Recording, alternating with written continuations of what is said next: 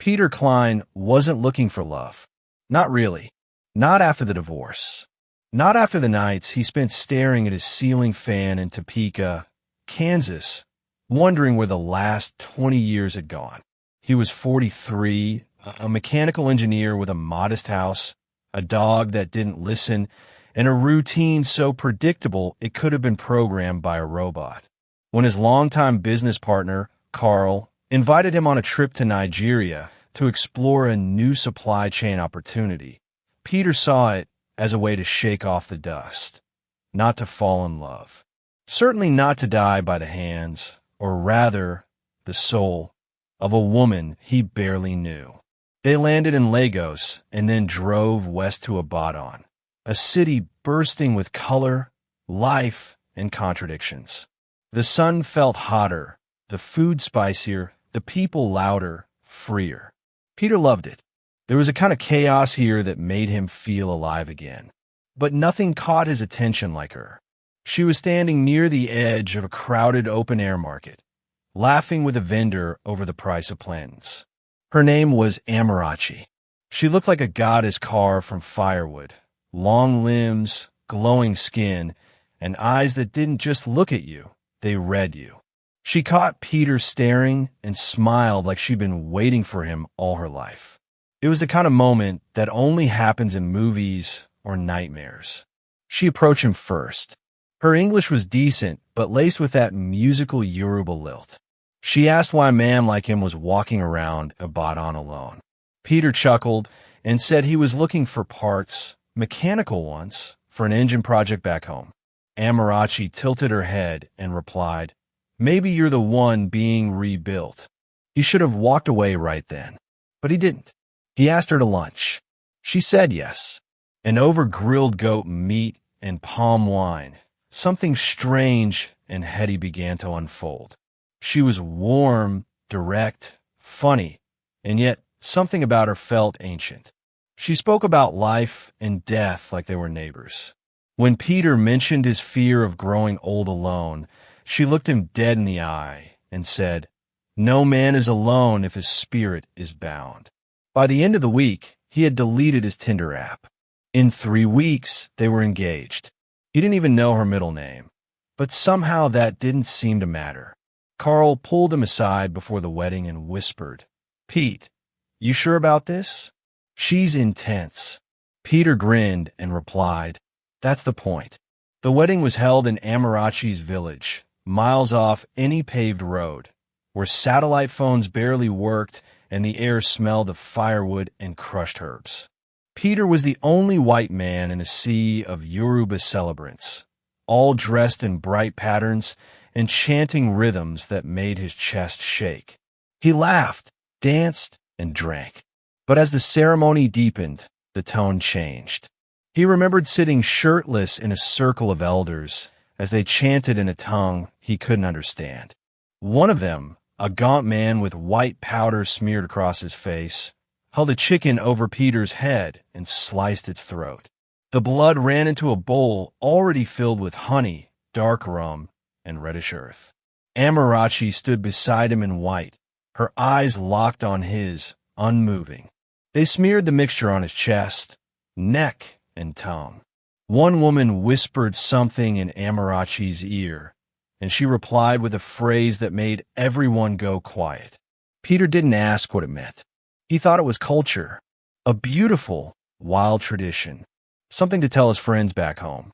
But when Amarachi leaned in and kissed him afterward, her lips tasted like iron and something sweet, something old. He never asked what they put in the drink, never asked why she cut a lock of his hair and buried it beneath the altar. He didn't question the small white statues, the bones tied with string, or why a drumbeat seemed to echo through the trees long after the last guest had gone. He was in love, or something that felt like love, or maybe it was already too late to tell the difference. 3 days after they landed back in Kansas, Peter started to rot. It started with a twinge, just a sharp, irritating sting near the base of his penis that made Peter wince in the shower.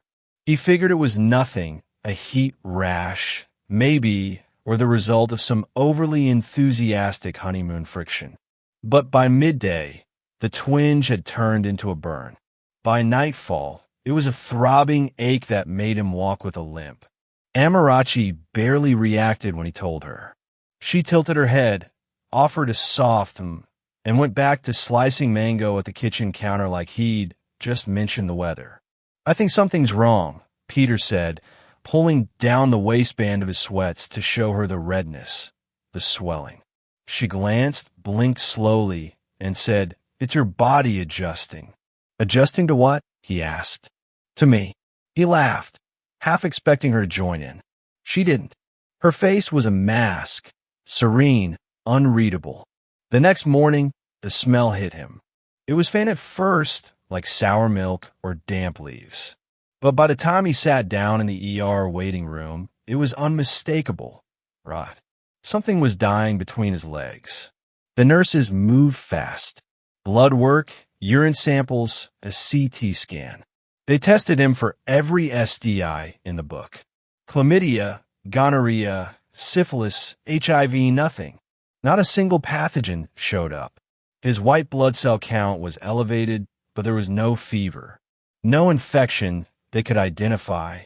Just a rapidly spreading necrosis right at the base of his genitalia. The urologist on call, a man named Dr. Fletcher, looked disturbed. He'd seen frostbite cases, chemical burns, gangrene. But this was something else. "It's like your tissue is breaking down from the inside out," he said quietly. "I don't have an explanation." Dr. Fletcher had practiced urology for 17 years.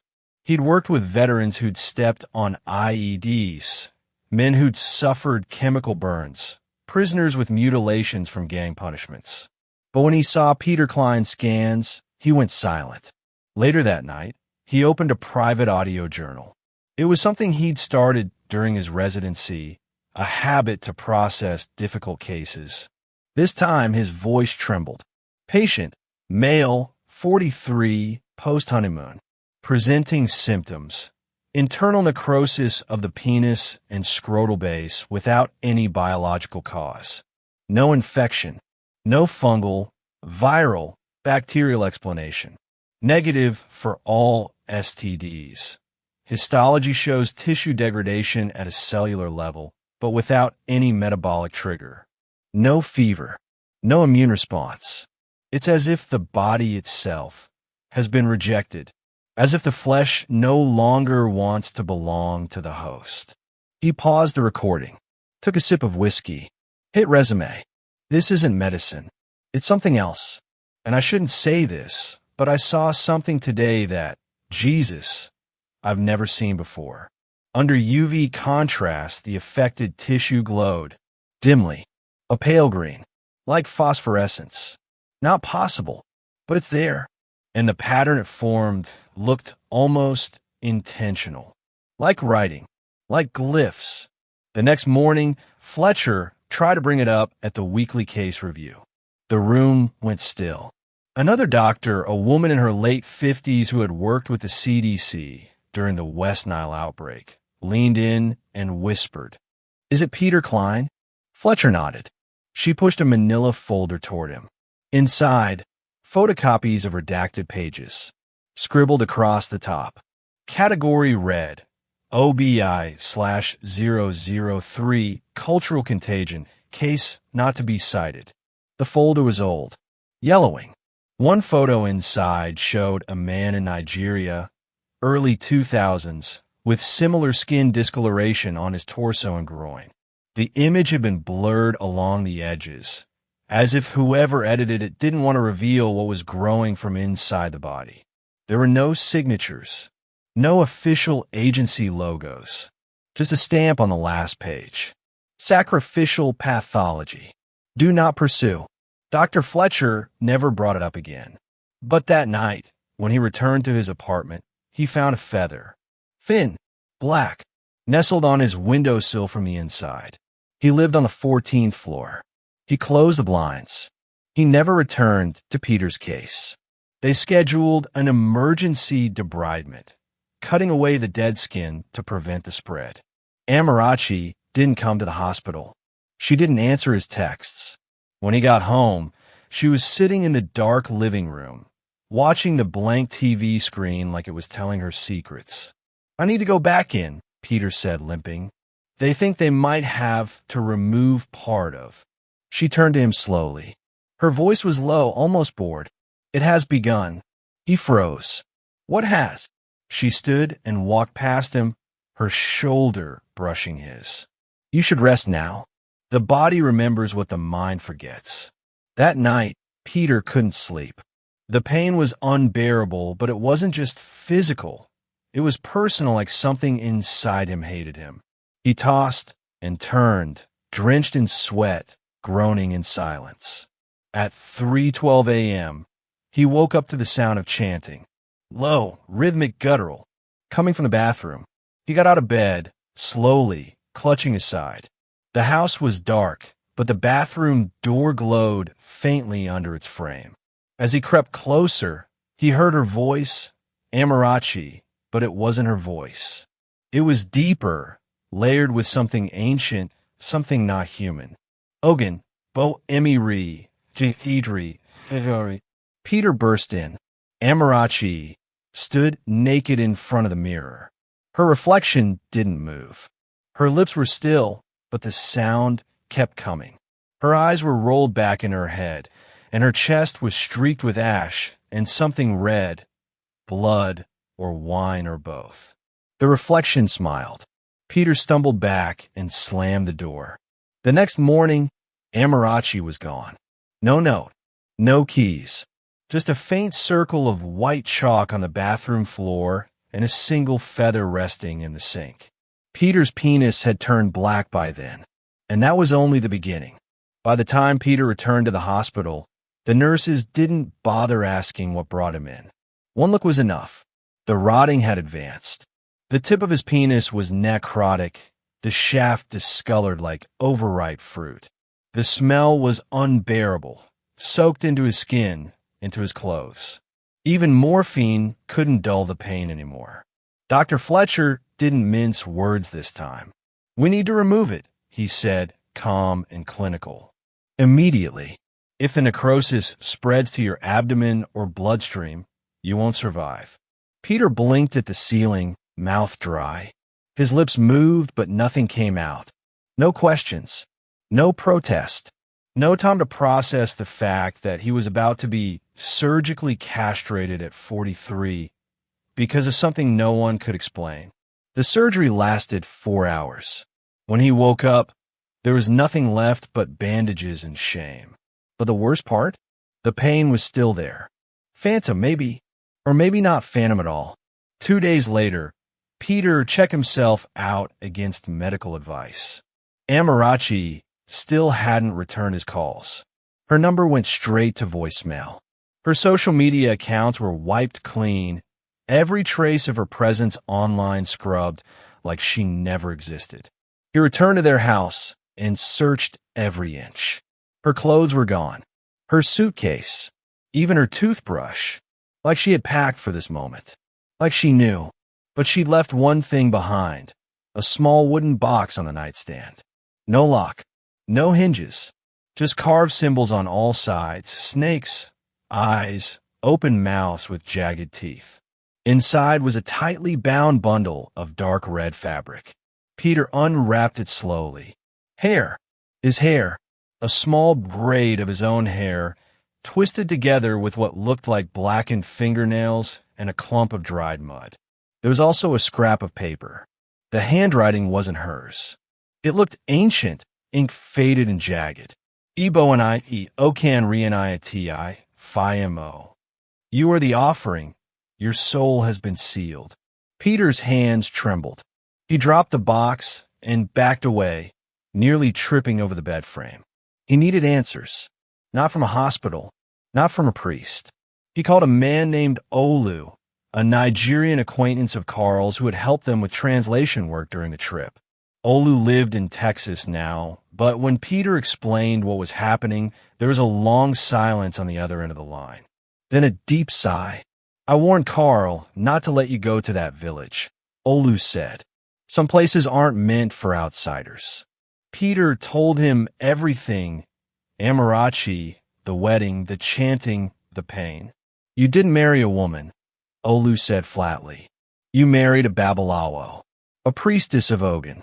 And you didn't just marry her. You let her initiate you. Peter was shaking. What the hell does that mean? It means, Olu said, voice tightening, you gave her your body. But what she really wanted was your soul. Olu explained the concept of spiritual bondage, how certain Yoruba rituals weren't just symbolic, but binding. That when Amarachi smeared that blood and earth on Peter's chest, when she whispered her oaths, she didn't just make him her husband. She made him a vessel. You are the container, Olu said. And now that your flesh has been claimed, she doesn't need to be near you anymore. The curse works from within. Peter hung up and vomited into the kitchen sink. His vision blurred. The pain in his abdomen had returned, sharper now, cutting like glass. He unwrapped the bandages around his pelvis and saw the skin above the surgical site had turned gray, almost metallic in sheen, like rusted steel.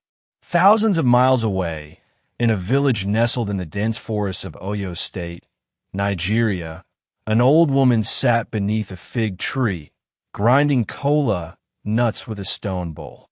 Her name was Mama Oyanike, and she had known Amarachi before Amarachi was anything but a child with 2 wide eyes and 2 silent feet. She wasn't born like the others, Mama told a local journalist, whose audio never made it to publication.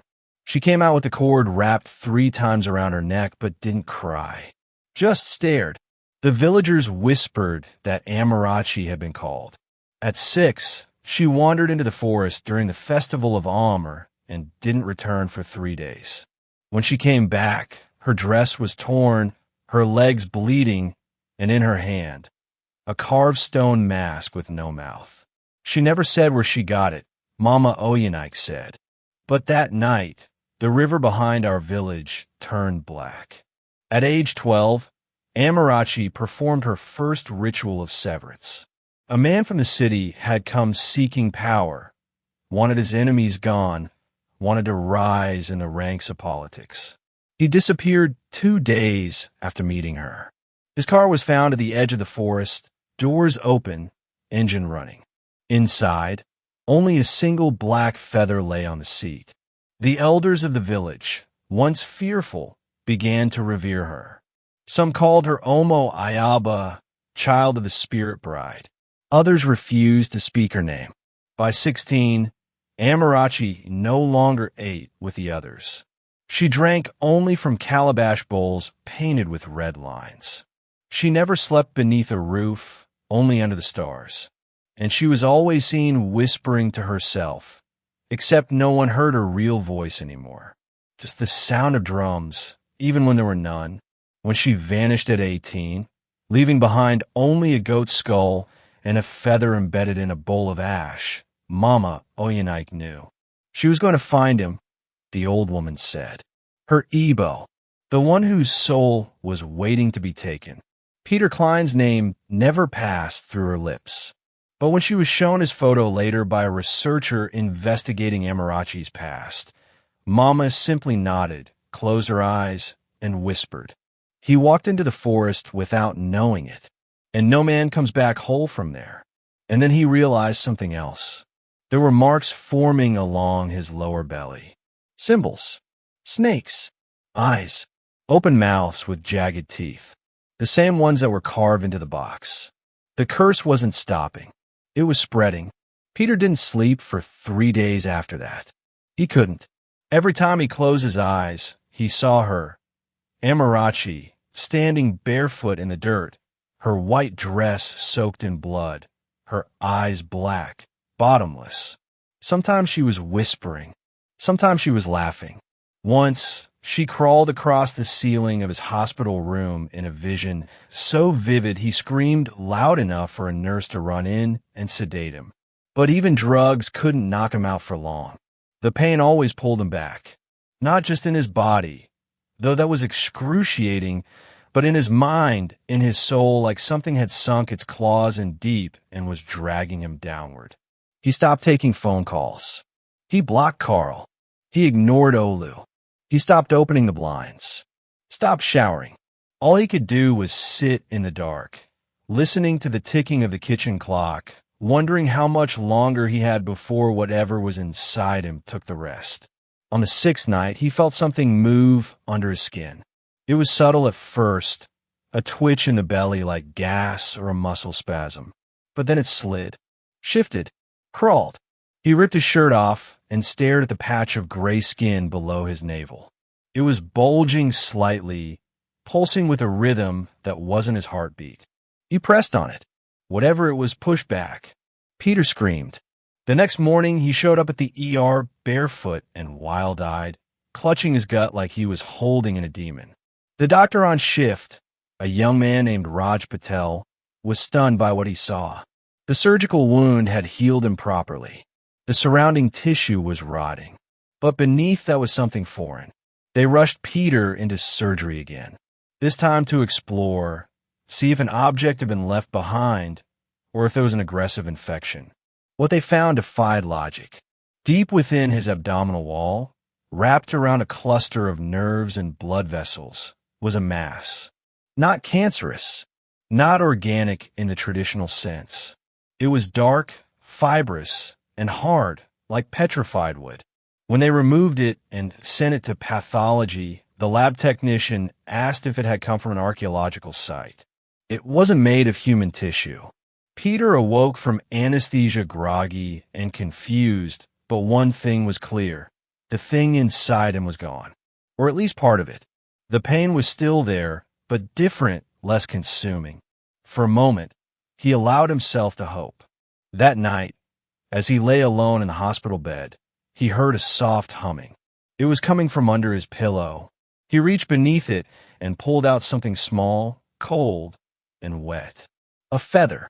Brown and black striped, like the one Amarachi had used during the wedding ceremony to brush his chest after the blood ritual. He screamed again. This time, no one came. The cameras later showed no nurse had entered the room for over 4 hours. Peter checked out of the hospital the next day against all medical advice. He knew no scalpel, no antibiotic, no clean white sheet could save him. This wasn't a sickness. It was a sentence. And Amarachi had vanished, erased herself like smoke. No passport, no airline records, no immigration trail. Even the marriage certificate turned out to be unsigned. Legally, she never existed. Peter called Olu one last time. She's not missing, Olu said, his voice hollow. She's gone home. To Nigeria? Peter asked. No. Olu whispered. To the other side. Peter didn't know what that meant. Not yet. But he would. Peter stopped being a man after that. Not because of the surgery. Not even because of the pain. But because somewhere deep inside, he knew he wasn't alone in his body anymore. The doctors kept telling him he was healing, physically at least. The infection hadn't returned. His vitals were stable.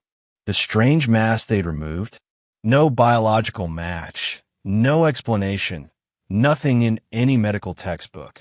They called it a rare fibrotic tumor with calcified nodes and closed the case. But Peter knew better. The thing hadn't grown inside him. It had been put there. The marks on his stomach kept changing, twisting, warping, multiplying like vines crawling over his skin. No ink, no scar tissue. They weren't tattoos. They were etchings, burned just beneath the surface, alive. Every morning, new ones appeared. Some days they itched. Other days they bled. The worst part? Sometimes they moved. He started filming himself while he slept. Phone propped against a lamp, silent recording. The first 2 nights, nothing happened. Just tossing, turning, muttering in his sleep. But on the third night, around 2:41 a.m., the camera picked up movement. Peter sat up in bed, eyes wide open, mouth closed, staring directly at the lens. He didn't blink, didn't speak. He just smiled, a long, slow smile that stretched too wide, too deliberate, like someone else was wearing his skin. Then, with robotic precision, he stood up and walked toward the window, pulled open the curtains, and began whispering. Not in English, not in any language Peter recognized, but the audio, when played backwards, sounded eerily similar to the chant he'd heard Amarachi speak in the bathroom. Ogan, bo emiri, here. Peter smashed the phone with a hammer. He bought a bottle of whiskey and sat in his bathtub until the water turned cold. He didn't drink to forget. He drank to feel. Because everything else, his body, his memories, even his name, was starting to feel distant, like he was watching his life through a crack in the glass. On day 17, he received a postcard. No return address. No message. Just a single photo. It was of Amarachi. That night, the hospital surveillance system recorded a power fluctuation on the West Wing. Just a few seconds. Long enough for the hallway lights to dim, for the security monitors to go black, and then reboot. When a feed came back, no one noticed it at first. But hours later, a night nurse named Janice, one of the few people left who hadn't given up on Peter, checked the hallway camera again.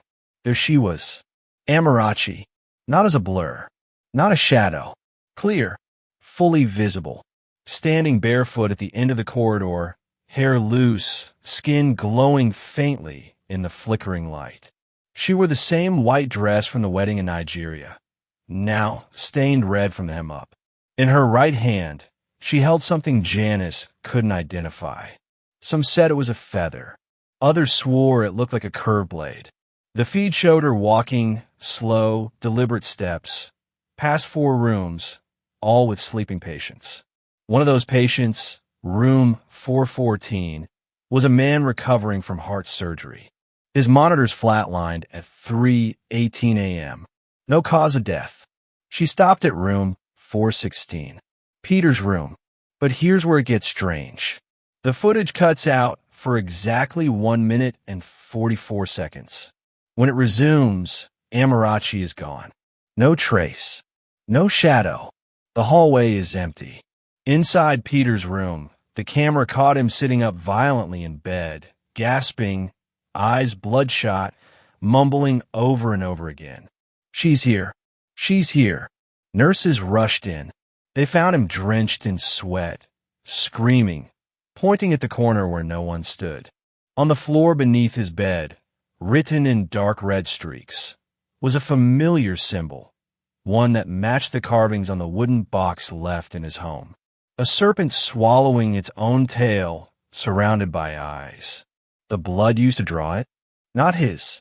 The man in room 414, the one who'd mysteriously died, had been discovered hours later, his chest oddly caved in, his tongue missing. Peter didn't sleep the rest of the night. Neither did anyone on that floor. The next morning, Nurse Janice found something beneath Peter's pillow. Not a feather this time, but a clump of long, black hair tied with a red thread, coiled like a snake.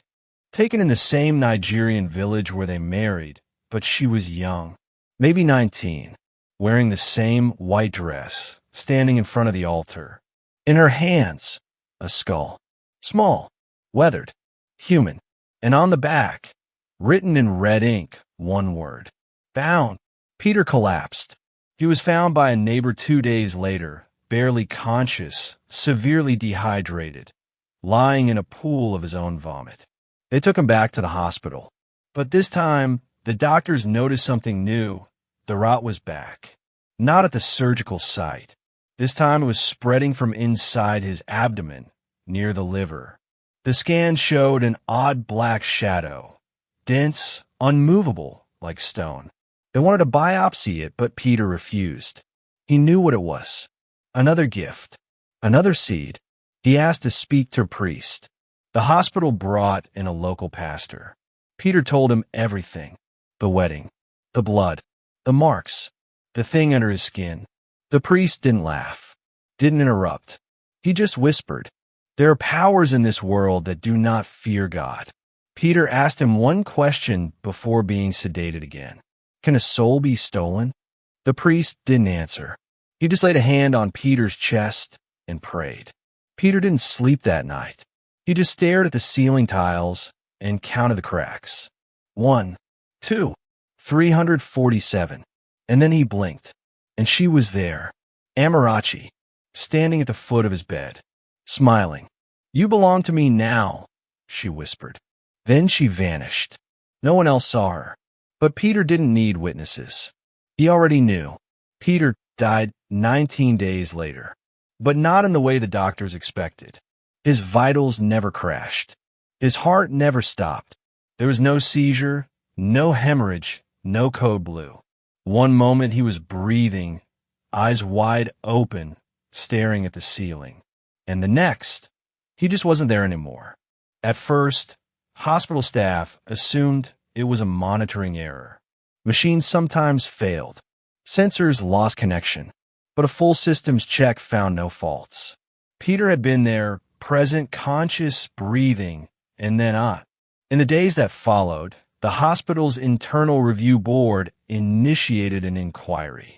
Peter's case was escalated to a panel of specialists, including pathologists, infectious disease experts, and neurologists. They reviewed everything: lab reports, imaging scans, biopsy results, surgical footage, even his psychological evaluations. One report stood out. It came from a radiologist at Mayo Clinic who had reviewed Peter's final abdominal scans. In his notes, he wrote, "Tissue degradation does not follow any known biological pattern. The deterioration appears to be driven by an unknown internal force, independent of bacteria, virus, or autoimmune response. Suggested diagnosis: non-biological necrotic spread consistent with anomalous parasitic phenomenon." Personal note: this is the first time I've used the word anomalous in a medical record. Weeks later, a researcher from the CDC quietly requested access to Peter's file. He flagged the case as potentially relevant to Category Red incidents, a rare classification reserved for medical events with no biological, chemical, or radiological explanation. Then silence. The file was locked, access restricted, and just like that, Peter Klein's name disappeared from all teaching cases, all internal case studies, and all databases. But not everyone let the file go. In Washington, D.C., buried beneath layers of digital clearance and paper trails marked disavowable operations only, was a desk belonging to Special Agent Ramirez, Department of Esoteric Crimes, Behavioral Analysis Unit, Subdivision X. He'd been watching cases like Peter Klein's for over a decade. He had a folder labeled Pattern, Class B Induced Deterioration, Ogan Ritual Variant. Peter's name wasn't the first in that folder. A French missionary in Benin, 1983.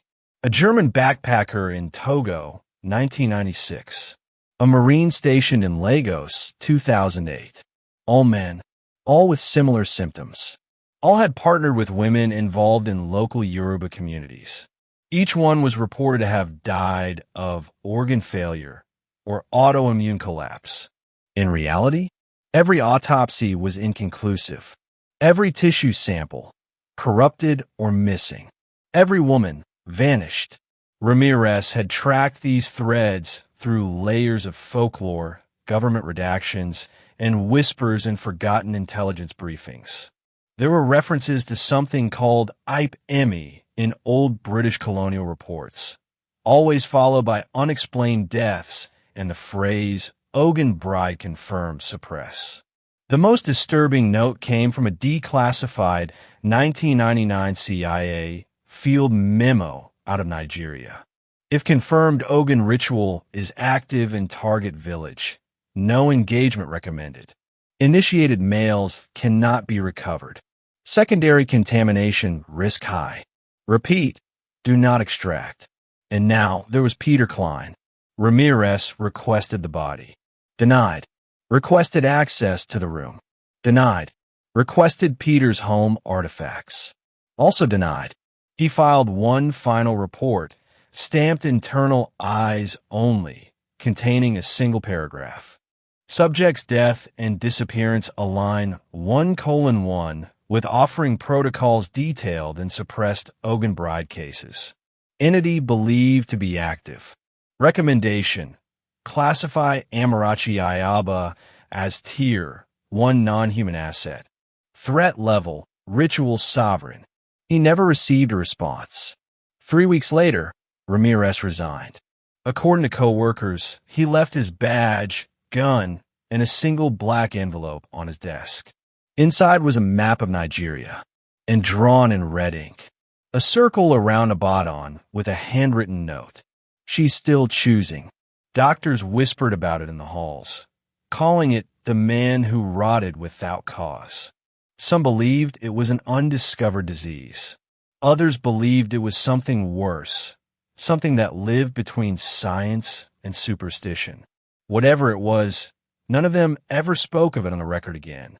The nurse on night duty said she walked past his room at 3:07 a.m. and saw him sitting upright in bed, whispering to someone unseen.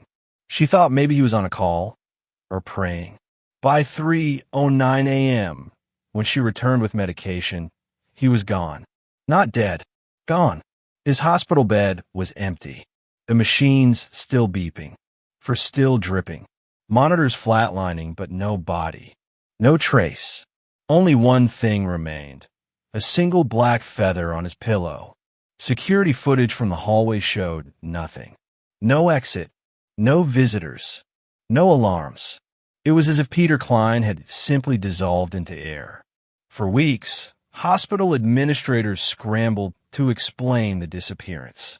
Police launched a missing persons case, but with no leads, no signs of escape, and no legal next of kin, since Amarachi had never been found or even verified as real. The file was quietly shelved.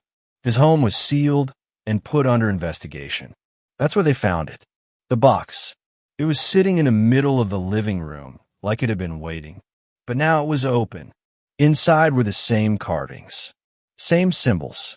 But the braid of Peter's hair was gone. In its place, a small human tooth, burned black, wrapped in crimson cloth, and underneath that, a folded piece of paper. This time, the message was in English. What is claimed by the spirit cannot be buried by the flesh. Months passed, and then a rumor started to spread, online, among certain fringe forums and occult message boards. People said a woman had been seen near the border of Benin and Nigeria. Young, glowing, dressed in white, moving from village to village. She healed the sick, they said, predicted floods, touched pregnant bellies, and whispered the names of unborn children. But those who crossed her, men who made crude jokes, who asked for her hand, who tried to follow her into the jungle, never returned. Locals called her the Bride of Ogan, and no one dared say her real name. Among the Yoruba elders, there's an old belief, not widely spoken of, not taught in books, about a spirit bride known as Ayaba Ogan.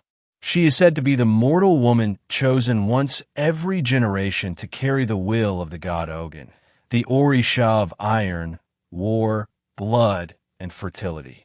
But unlike other priestesses, Ayaba Ogan doesn't serve the god. She weds him body and soul. And in doing so, she becomes his hand on earth, a woman of dual existence, half flesh, half force, beautiful enough to draw men close, powerful enough to hollow them out. The myth says her arrival is marked by 3 signs: a wedding that ends in blood, a man who withers from the inside, a village that goes silent after the drums stop. No one ever says her name out loud, not because they've forgotten it, but because remembering it invites her back. There are whispers of a ritual called Ipe Emi, the calling of souls. It is said that if a man lays with Ayaba Ogan willingly, his body becomes a vessel for Ogan's seed, and his soul becomes the payment. Sometimes the man dies slowly. Other times he disappears, but he never escapes. And if Amarachi truly was the new Ayaba Ogan, then Peter Klein's fate was sealed long before he ever said I do. Back in Kansas, Carl, the business partner who'd first brought Peter to Nigeria, started receiving strange emails. Blank senders. No subject lines. No attachments. Just a message repeating over and over, line after line. You brought him. You offered him. Now you carry his debt. Carl quit his job, moved to Maine, changed his number, stopped answering the door. But deep down, he knew. You don't make deals in blood-soaked soil and walk away clean. Carl tried to forget, tried to move on. He rented a cabin near Moosehead Lake, told his friends he needed a reset. But he couldn't sleep, not more than a few hours at a time. Something was always moving outside his window. Shadows too slow to be deer, too quiet to be human. The emails didn't stop. They began appearing in his junk folder under names he didn't recognize. Dozens of them, sometimes in Yoruba, sometimes just a single word. Igbo. Sacrifice. One night, he found a small package on his doorstep. No return label. Inside, a Polaroid photo. At first, he didn't recognize the figure. It was grainy, low light. But the longer he stared, the more he realized. It was him, taken from behind, sitting at the diner 3 blocks from his cabin. Dated that same morning. Carl stopped eating out after that. He started sleeping with a kitchen knife under his pillow. But that didn't stop the dreams. In them, Peter stood at the edge of a lake, skin covered in black markings, whispering, "You brought me. You offered me. Now you're marked too." Carl would wake up with blood in his mouth. Once, he coughed up a small, black feather. Doctors said it was just dried mucus. But he knew better. Then came the mirror incident. On a stormy Thursday night, Carl caught his own reflection blinking out of sync with his real eyes. Just a fraction of a second, barely enough to notice. But it happened again and again. He smashed every mirror in the house.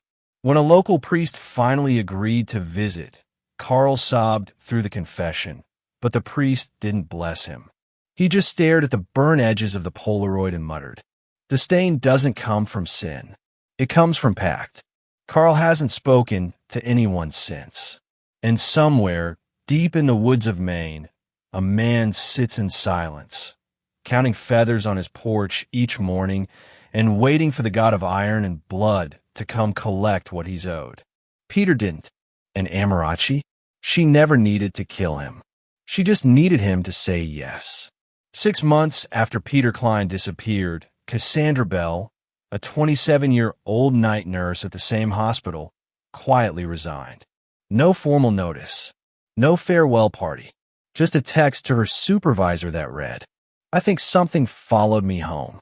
They found her apartment unlocked. Lights off. Mirrors shattered. Inside, on her bathroom mirror, someone had written in what appeared to be lipstick, "Igbo Ko Perry. The offering is not over." The authorities chalked it up to a mental breakdown. Cassandra had been assigned to Peter's floor the night Amarachi appeared on camera. She was the one who found the bloody symbol beneath his bed. The one who, afterward, couldn't sleep through the night without waking up screaming. What no one knew, until a coworker found her journal, was what Cassandra had discovered 2 weeks after Peter vanished. A mark on her stomach, small at first, just a faint curve under her navel, like a scratch. But each morning it grew, twisted, formed shapes she didn't recognize, until she flipped through the photos of the wooden box recovered from Peter's home. The same symbols, identical.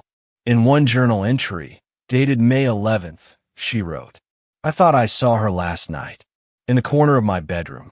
She didn't speak, but I heard something inside me, like my blood was humming."